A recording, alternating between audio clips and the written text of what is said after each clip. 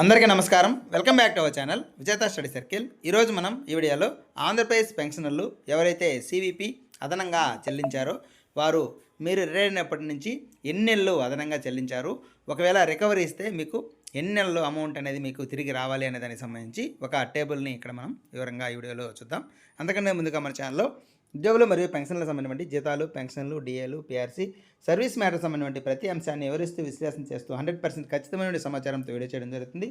అలాంటి వీడియోస్ కావాలనుకుంటే మన ఛానల్ సబ్స్క్రైబ్ చేసుకొని ఫాలో అవ్వండి. ఈ ఆలస్యం చేయకుండా మనం వీడియోలోకి వెళ్దాం. ఇక్కడ మనము గమనించినట్లయితే 135 నెలలు ఎవరైతే అదనంగా ఎవరైతే చెల్లించారో రికవరీకి సంబంధించి ఎన్ని నెలలు రావాలనే ఒక పట్టిక ఉంది. ఇక్కడ మనకి 2010లో ఏప్రిల్లో దీనికి సంబంధించినటువంటి ఈ కమిటేషన్ సంబంధించినటువంటి జీవో విడుదలైంది కాబట్టి దాన్ని పరిగణలోకి తీసుకొని ఒక యూటీఎఫ్ నేత మనకి దీనికి సంబంధించి ఈ యొక్క రెడీ రికనర్ని చేస్తున్నారు. ఇది ఒకసారి గమనించినట్లయితే 1/7/2008 నుంచి తదుపరి తర్వాత ఉద్యోగులు విరమణ చెంది 2010 పిఆర్సీ ప్రకారం కమ్యూటేషన్ తీసుకున్నటువంటి మొదలైనటువంటి తేదీని ఇక్కడ ఫస్ట్ కాలంలో మెన్షన్ చేశారు. అలాగే కమ్యూటేషన్ 31/10/2020 ఇచ్చినటువంటి మెమో ప్రకారం అప్పటికి ఎవరికైతే 135 నెలలు పూర్తయ్యో దానికి సంబంధించి ఇచ్చినారు. అలాగే 39/2021 నుంచి కమ్యూటేషన్ పొందిన నెలల నుంచి 135 నెలలు పూర్తయిన తేదీ ఇచ్చారు. అలాగే ఇప్పుడు 31/10/2024 వరకు అదనంగా ఎన్ని నెలలు చెల్లించారనేది చివరి కాలంలో ఇచ్చున్నారు. ఇక్కడ దీని ప్రకారం మనకి 1/7/2010 కమ్యూటేషన్ తీసుకొని అప్పటి నుంచి ఈ డిడక్షన్ చేస్తున్నవారు 172 నెలలు చెల్లించడం జరిగింది. ఇందులో వీరు 37 నెలలు అదనంగా చెల్లించారు. అలాగే ఆగస్టు 2010లో ఈ కమ్యూటేషన్ తీసుకున్నవారు, ఇది మొదటి వచ్చేసి కమ్యూటేషన్ తీసుకున్నటువంటి తేదీగా మనం తీసుకుంటాం 36 నెలలు, సెప్టెంబర్లో తీసుకున్నవారు 35 నెలలు, అక్టోబర్లో తీసుకున్నవారు 34 నెలలు, నవంబర్ 2010లో తీసుకున్నవారు 33 నెలలు, అలాగే డిసెంబర్లో తీసుకున్న వాళ్ళు 32 నెలలు అదనంగా చెల్లించి ఉన్నారు.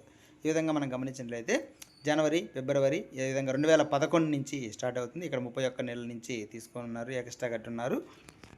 అలాగే జూన్ 2011 వారు 161 నెలలు కట్టారు, అంటే 26 నెలలు అదనంగా ఉండడం జరిగింది. అలాగే అక్టోబర్ 2011 వారు వచ్చేసి 22 నెలలు అదనంగా చెల్లించి ఉన్నారు. అలాగే డిసెంబర్ 2011 వారు దాదాపుగా 20 నెలలు అదనంగా చెల్లించున్నారు. వారికి ఒకవేళ రికవరీ ఇస్తే ఆ 20 నెలల సివిపి అమౌంట్ ఏదైతే ఉందో అది రివర్స్ రావాల్సి ఉంది. జనవరి 2012 వారు 19 నెలలు, అలాగే మార్చి 2012 17 నెలలు, అలాగే జూన్ 2012 14 నెలలు అదనంగా చెల్లించున్నారు. అలాగే ఎవరైతే జూలై 2012లో కమ్యూటేషన్ తీసుకున్నారో వారు దాదాపుగా 148 నెలలు చెల్లించారు. అందులో వారికి 13 నెలలు అదనంగా తీసుకోవడం జరిగింది. అలాగే సెప్టెంబర్ 2012న సివిపి తీసుకున్నవారు 146 నెలలు చెల్లించుంటారు. వారికి ఇంకా 11 నెలలు వెనక్కి రావాల్సి ఉంది.